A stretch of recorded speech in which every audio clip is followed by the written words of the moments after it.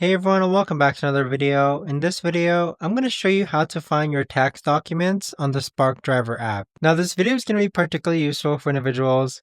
Let's say that it's time for tax season and you want to go ahead and get your tax documents from the Spark Driver app.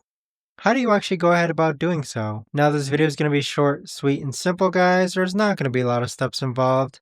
Now, in order to do this, what you're first going to do is log on to the Spark Driver app. Next, click on the bottom right hand corner where it says More. Then from here, you want to go ahead and click on Account. And then on this page here, you want to scroll down and then click on Tax Documents. Then click on Documents.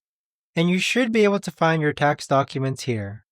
But there you have it guys, that right there is the best and easiest way that I know of to actually go ahead and find your tax documents on the Spark Driver app. If you guys know of a better, easier way to actually do this, let me know in the comments down below. I would love to know. Thanks so much for watching everyone, and I'll see you guys all in the next video.